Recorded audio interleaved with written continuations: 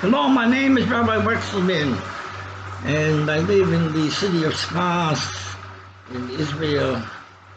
And I'm interested in clearing up the confusion about the Messianic movement of Lubavitch. Many people think it's foolish, and over here in Sfas, most of the congregation of Lubavitch here believe in it. And out in 770 Eastern Parkway, there is also a large amount of people that believe in it. But let's try to understand what's going on.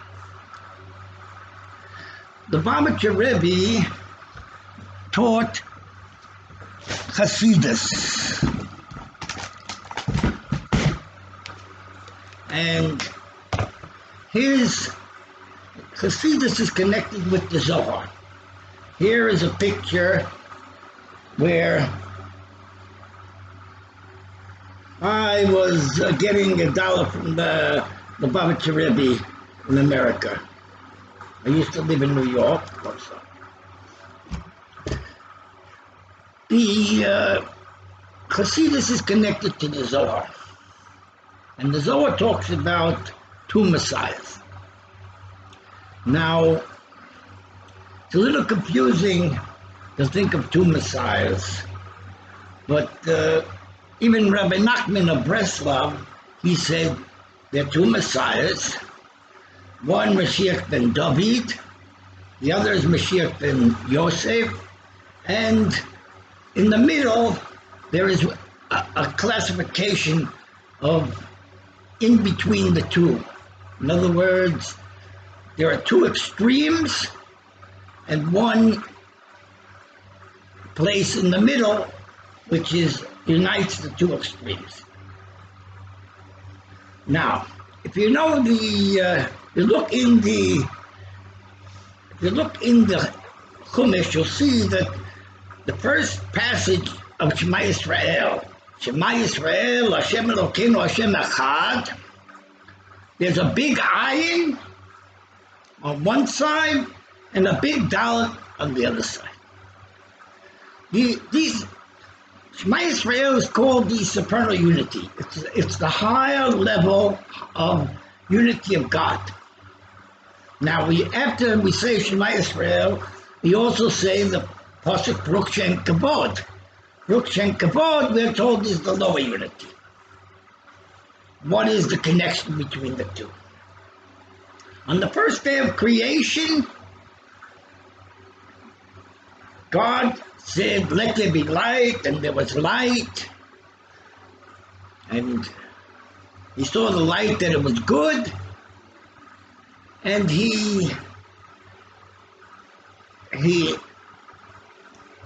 this first day was called the day of one. Not like the other days, it says the Rishon, it says Echad. Because the first day of creation is what's called the kingship of God. Now, the first kingship of God that came into this earth was the kingship of the God of the children of Israel. At Har Sinai, Am Yisrael received the Torah. They received also the higher unity, and now they received the lower unity.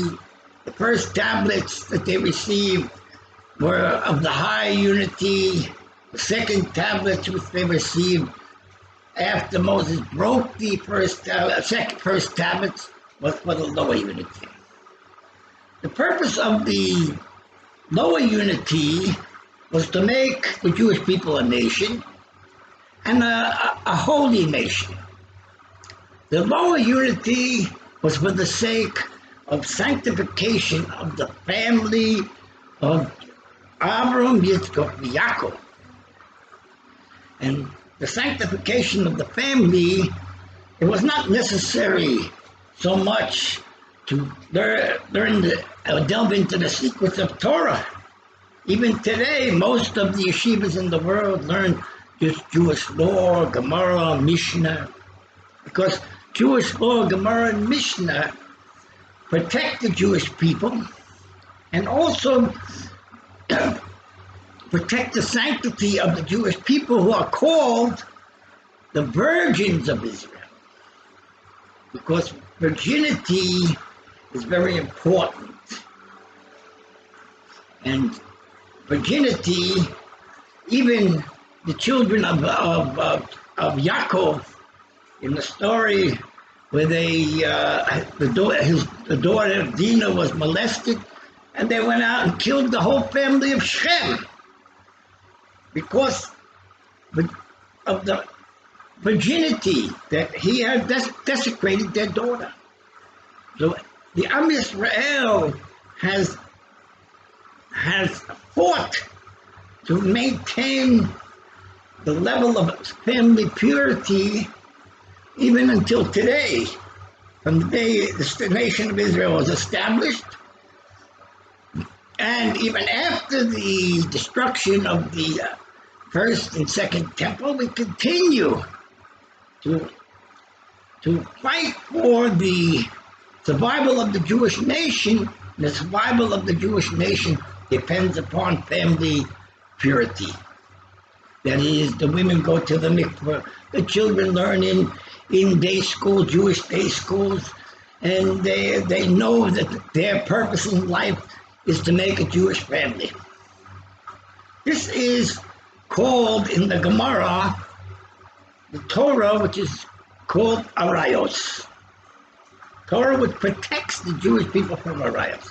There's also another part of the Torah which is called Merkava. Merkava was revealed at Mount Sinai and was the foundation of the first tablets. And these first tablets were broken by Moses because he saw the world needed first to be filled with the purity, to take out, most important from the world, promiscuity. And the Jewish people were the example for the rest of the world. So on the first day of creation, the day of one represents Malchus, and the first of all kingships of God on this planet was the Jewish nation. The Jewish nation there was only one religion in Israel, and it was not allowed to bring in any other types of religions, philosophies, even philosophies that were at the time in the wilderness before the nation was established, because it does say that the children of the wilderness, they don't have a share in the world to come, which is hard to believe because they're on such a high spiritual level. But it wasn't the purpose of the Jewish people to live on this high spiritual level. Their purpose was to follow the laws and to build the temple in Jerusalem, which they did. Bais HaMikdash was destroyed. The first day represents the nation of Israel, the day of the one kingship. The second day of creation was created by God, the opposition to the Jewish people as the only kingship of God on earth. This is what it was created then, machlokas, a opposition, argument, as it says, to separate the two waters, the higher water and the lower water. Separation, argument, and the second day, God doesn't say it was a good day. God is against arguments. He's against war. So on the second day, it doesn't say, and God saw that it was good. But on the third day, it says 2 times, God saw it was good. The third day came together the first and the second day in a unity which is called the higher unity, which was revealed on Mount Sinai. But Moses had those tablets and he broke them because it wasn't the time to reveal the higher unity at that time. First, God had to put on earth religion, Orthodox religion. Orthodox religion, whether it's Jewish, whether it's Christian, or whether it's Islamic, the main thing in Orthodox religion is family purity. Jewish people have essentially the essence of family purity, the other religions copying the Jewish people. But nevertheless, the concept of family purity spread out into the world through Orthodox religion. The problem existed, though, that the three religions of the world, which are three kingships, were not able to really be at peace with each other. As you know, that Islam, the Ottoman Empire, fought wars with the Byzantine Empire, the Christian Empire of Rome. And we know that how much the Christian Empire of Rome caused the Jewish people to suffer, that they should convert to Christianity, and even till today, they have in their religion that they should want to convert Jews. Though the Pope has recently tried to nullify this particular holy order within the church. But we know that Israel today and Islam have quite a great conflict over the mount, holy mount of where the base of Mikdash was built, Har HaBayis. The third day is the correction for the conflicts that exist between religions. And this correction is not was a concept which came into the world the time of in the Ottoman Empire in Accra, called Baha'i religion. Baha'i religion said that each of the three religions, Judaism being the first, and the second one, Christianity, came through a need for another religion in the world, and Christianity made a place for Islam to come into the world. And these religions have divided up into many, many, many factions. There's Protestant, there's Sunni, there's Sunni Islam, there's Shiite Islam, there's in Judaism, there is Orthodox Judaism, enriched Judaism, and Hasidic Judaism, Sephardic Judaism.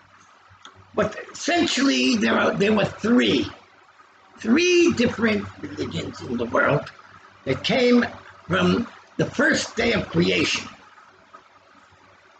The third day, according to Baha'i,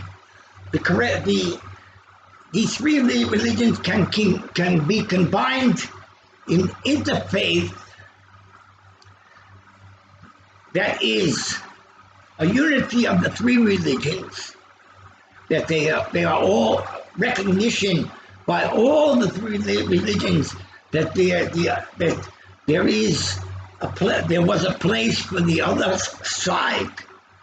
Even though in Judaism very often they say there's only one side, there's the right side, there's not the left side, but the Kabbalah, the Zohar, came to recognize that there are two sides. Like it says in the song that we sing on Kabbalah Shabbos, Yamin Usmol Tifroitzi, Es Hashem Taritzi, Yad ben Parteh v'nisma nagila. The two sides unite together. This is the concept in the Zohar.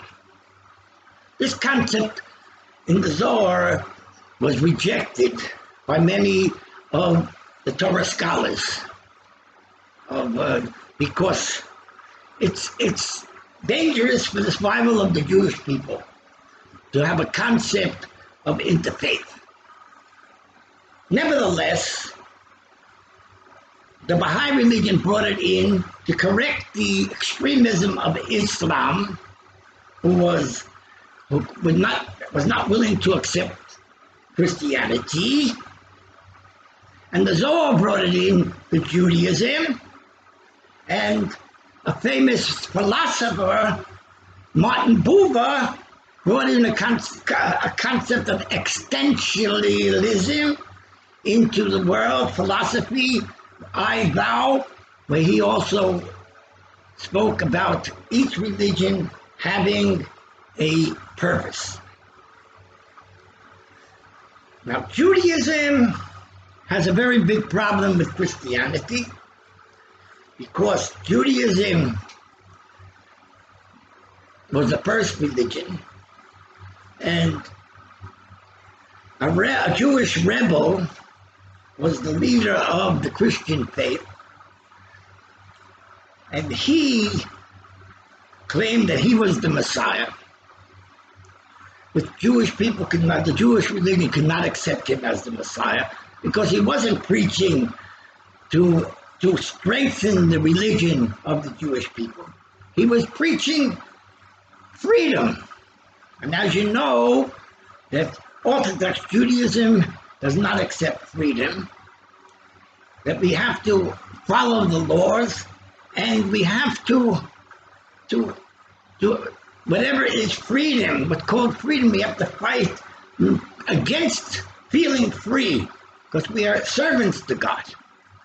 Anyway, you know what happened to him. We don't want to go into it. At the same time, after he died, it was claimed that he resurrected. And even until today, resurrection is not accepted in Judaism. Resurrection will come at the end of time. But there is some sort of question about Moshe Rabbeinu. See, Moshe Rabbeinu was great. He was the greatest of all prophets. The Torah is called Torah Moshe. He had whatever is in the Torah. It's because it came from Moses' hand. Moses, we don't know where he was buried, but and we know that he died. He lived 120 years. He went up in the mountain and he died. And it does say in the Torah, Hilcho Shochavim Avotecha V'kam, that he will come up. The question is whether Moses, after he died, immediately resurrected, or he has resurrected, or has not resurrected. According to the Zohar, Moses came back to Judaism, and he taught Rabbi Shimon bar Yochai Torah. This is in a section called Raya Mehemna. The question is, did Moses return as a resurrected soul, or did he return only as it's called an Ibn Neshama, a part of Rabbi Shimon bar Yochai? Now, in Judaism today, there is a sect of Breslov Chassidim that claim that Rabbi Nachman, who is buried in Uman, his grave is very, very, very much important on Rosh Hashanah. Many people go there to pray. A sect of Breslov Chassidim claim that Rabbi Nachman resurrected and wrote a letter to his student, Rabbi Yisrael Ber Aldessa, And in this letter, he signed his name, Nachman Me'omen. Me'omen. And he has resurrected. Rabbi Saba claims that this was resurrection. And Breslov Chassidim today, from the students of Saba, they don't go to Uman anymore because they feel that Rabbi Nachman is no longer there. So, resurrection has come into the Jewish world through the Chassidim of Nachman, Uman. Now, the Lubavitcher Rebbe spoke very often that he's not the leader of Lubavitch. The leader of Lubavitch is the previous Rebbe. And not only that, the Rebbe said when Mashiach will come, he'll come together with the previous Rebbe to Israel with Moses.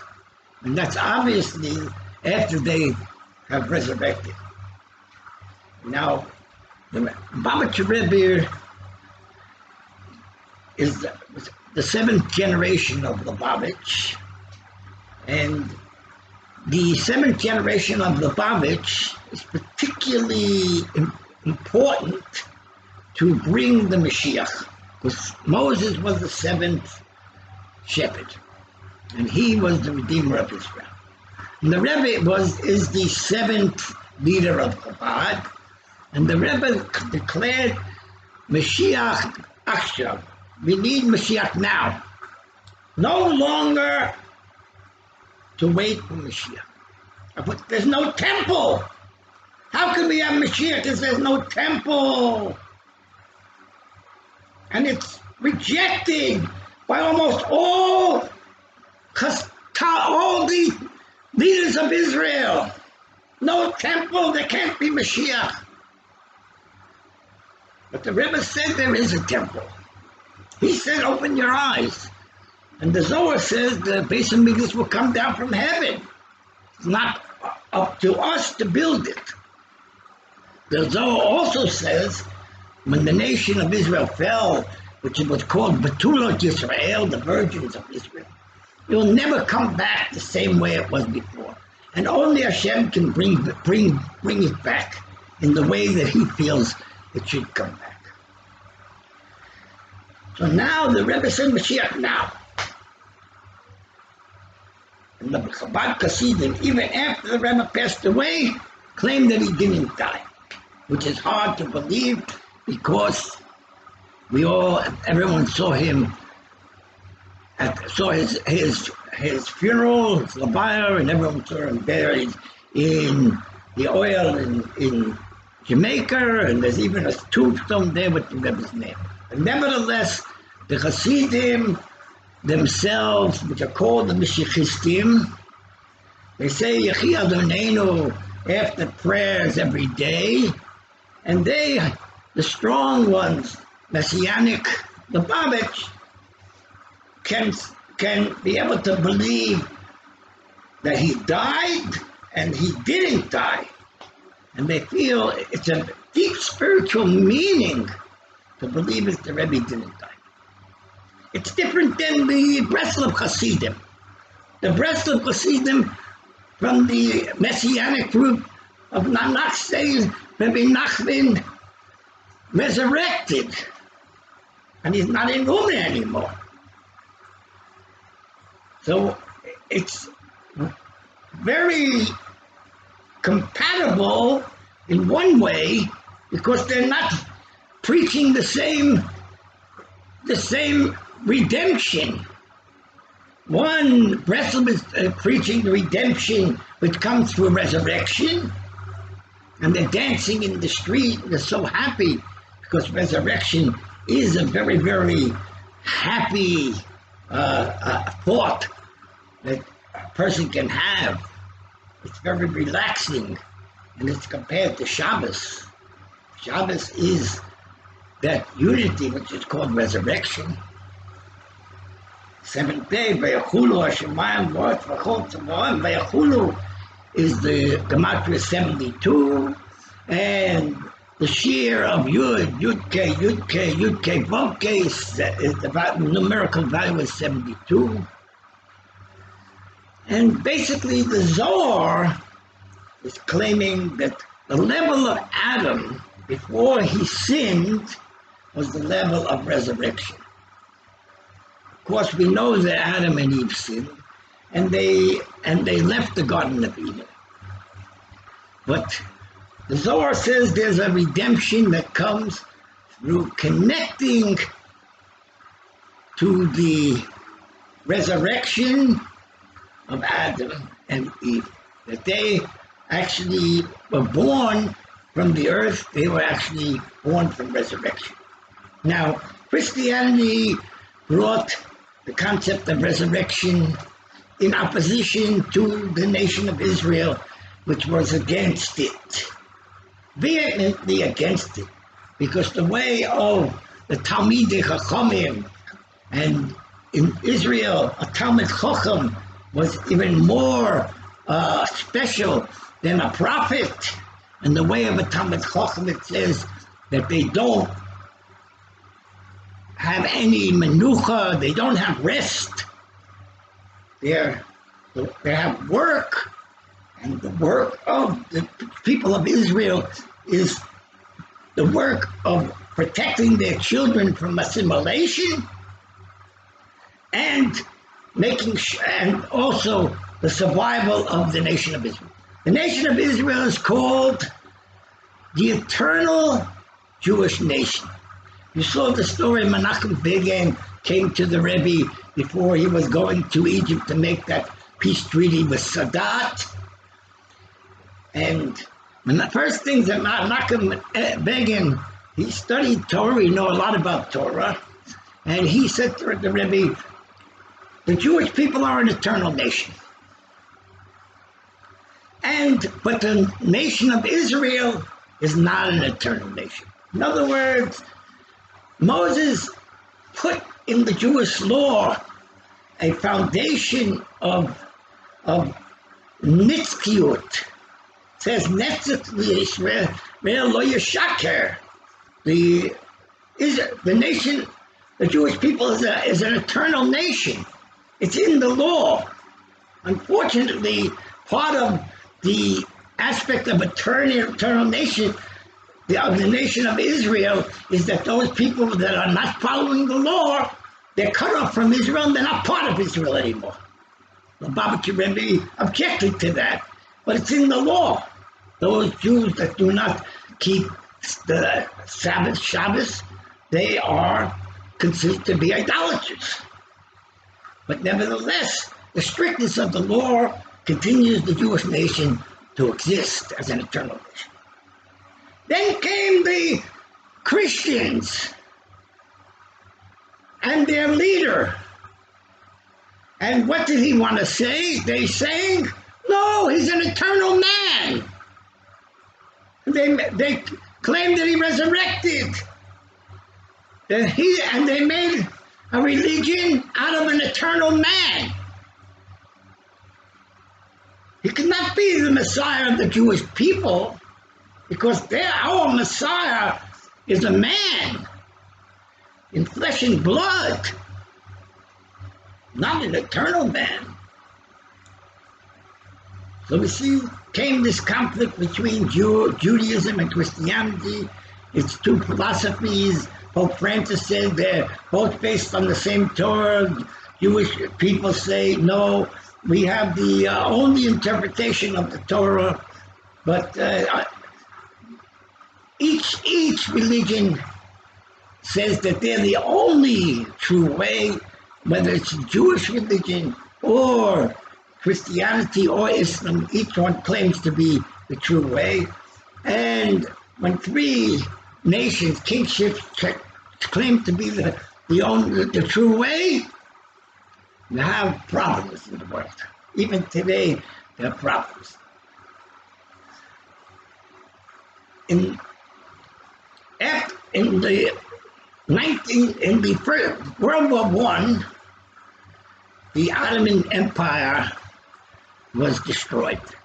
It was the last of the holy nations on earth. They lost the war. Secularism entered the world. Freedom entered the world. But the problem was, the first secular nation that came after World War I was the nation of Hitler, Nazism, preaching genocide. They took all the Jewish people and made them a scapegoat, a sacrifice, to prove that they are the true race of that in the world, Aryan race. Then came Stalin, communism. How many millions of people did Stalin kill in the name of nationalism? There was secular nationalism of Stalin, secular nationalism of Hitler. The world doesn't want genocide anymore. But religions also preach genocide. The Christians, how much genocide did they commit in the time of the Inquisition, Crusades? Islam, they committed genocide. They killed many Armenians. And it's even today, it was a war between Azerbaijan and Armenia. And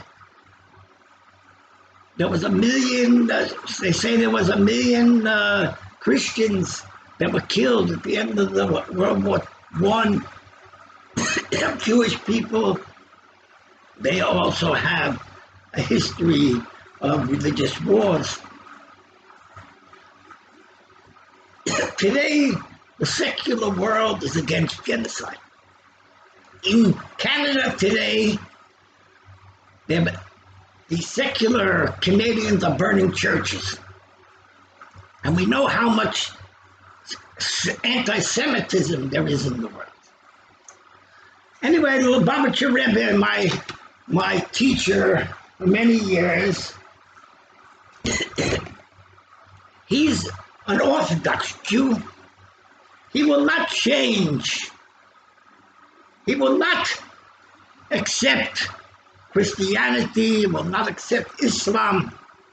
The only true religion to our leader, Lubavitch Rebbe, is Judaism. However, he does learn the Zohar. And the Zohar preaches a third day of unification of all faiths. Yamin Usmo, right and left.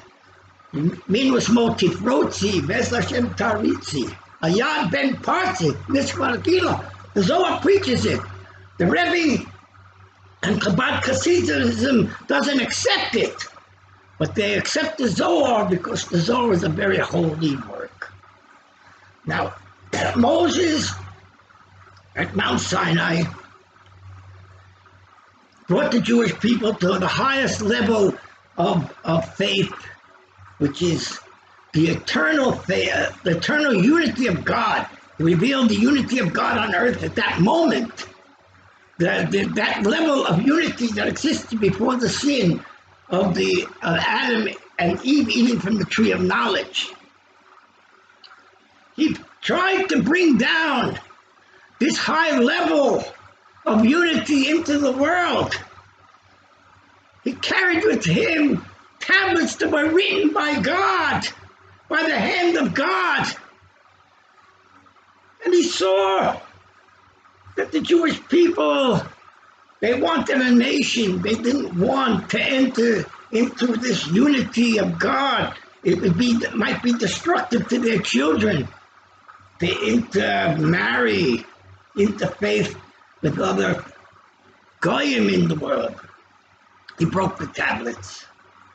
Jewish religion comes from the second tablets, and then from which is religion which has in it the day of, like it says in the first day, the day of one. Each religion has one faith. Judaism, the one faith. Christianity, the one faith. Islam, the one faith. Hashem said the third day, on the third day, ki tov, 2 times. Now we're at this point in the creation of the world.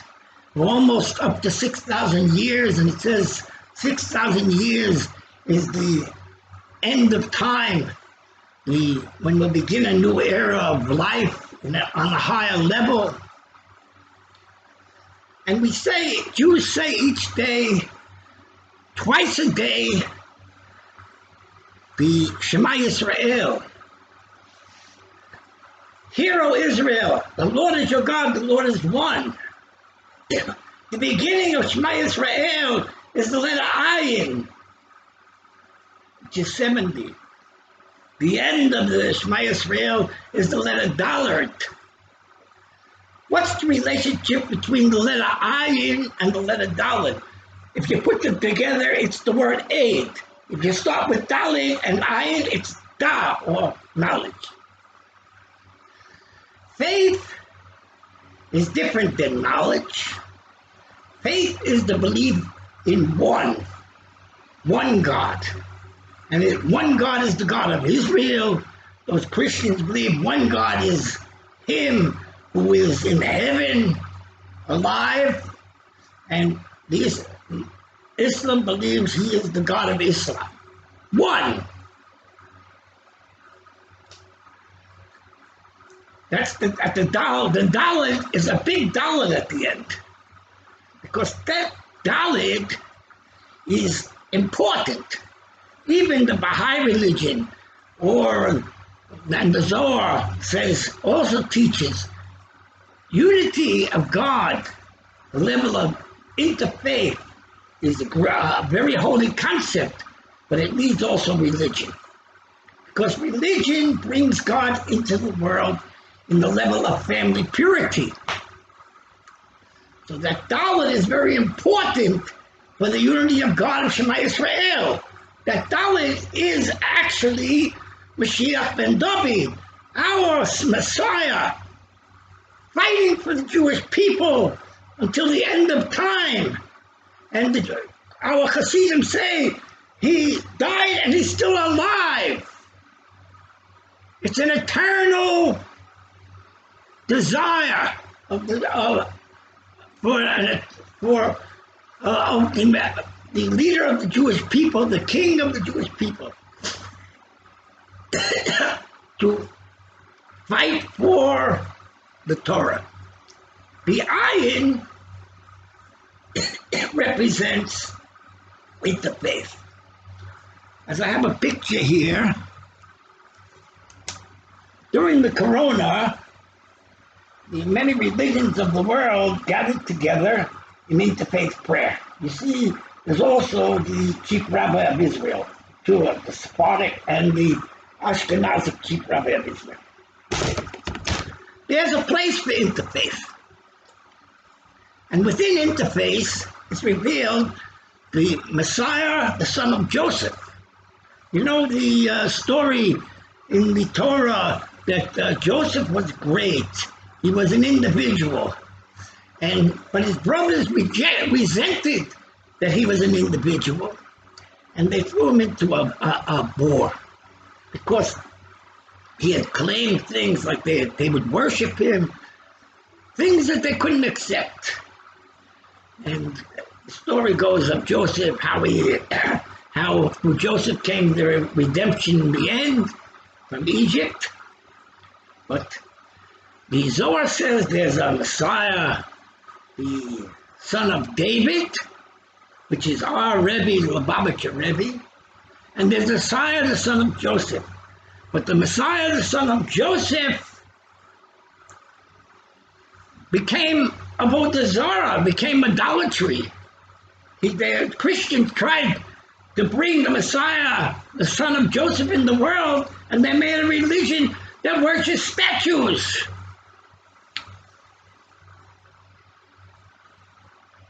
And the Torah says not to worship statues. The Messiah, the son of Joseph, could only come into the world on the third day, not on the second day of creation. And that day is the day of interfaith. All the religions are united together. And then he can be revealed. So there's the first day and the third day are now the most important days to think about. The third day is the level of divine unity on earth, and the first day, the importance of religion. We have to put together the third day and the first day. And that will help us come through the hard times that we're in, because we're seeing a lot of tragedies. Not only World War II, there's also been in the last Corona, which struck the whole world, and then 45 of our tzaddikim died, unlike Bomer, and then in Karlin fell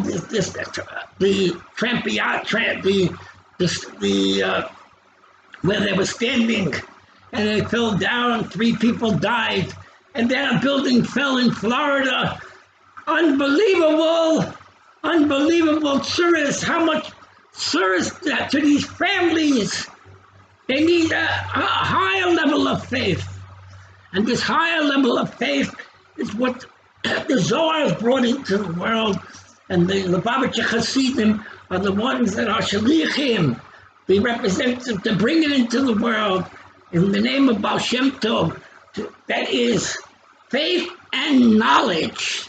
Faith being believing in one God, the unity of the first day where it says Kitov, and knowledge being uniting right and left together. Even though left is not considered holy, but it's very important. Like it says in the Zohar, Jews wash mayim acharonim at the end of the meal, but they don't bless it. It's because mayim acharonim is for a health reason. There's holiness, kedusha, and there's health. And Mashiach ben Yosef, the Messiah, which is called ben Yosef, his place is the place of the spiritual healer. And therefore, but the Mashiach ben David, he is the holy saint, the foundation of the Tzaddik Yesod Olam, the foundation of the world. So I hope I made it a little clearer to you what's going on with Lubavitch and the Messianic movement in Lubavitch, that it's not a contradiction to Torah Judaism. And yet, and I want to bring it now to conclude the speech with what the prophet Bilam said. You know, Bilam made certain prophecies in Parsha Balak, but it wasn't Bilam, it was Moses, really, because Moses was also on the level of the higher level of Das Tap Elyon. And it says there, Arenu v'lo ata, the Gula is ready to come, but not now. And there it says, Asherenu v'lo ata, the Gula is lo karov, the Gula is ready to come, but it's not near. We're waiting for the Messiah already 2,000 years. There's no Beis Hamikdash. How could there be the Messiah? But the Lubavitcher Rebbe doesn't, in the 6th generation said, Mashiach Akshav, now. So there it says, Dorak Kochav Miyakov, Bekam Shevet B'Yisrael, the 2 levels. In Yaakov, the Messiah is the one that protects holiness. In Israel, he's the one that brings the light of God for healing. So this is what we have today. There's Talmid Chachamim don't accept the Chabad Messianism. Arenu v'lo ata, Asherenu v'lo karov. But it's up to you. You need it. Is your Amunah falling because of what you're seeing in your everyday life? And you need also L'dat et Hashem, Atares l'dat, Ki Hashem Elokim Einod Mavado, like the Jews who were in Egypt, and they had been persecuted for 210 years. They needed the level of Atares l'dat, the highest level, to come to be able to accept the Torah. So if you need it, it's here. You can say Yehi Adonenu, or you could say Na Na Nachman Nachman Omen, and don't be ashamed to say you need to be healed. You need the healing of God, the healing of the Messiah, and we should actually see the temple come down from heaven soon in our days. Amen.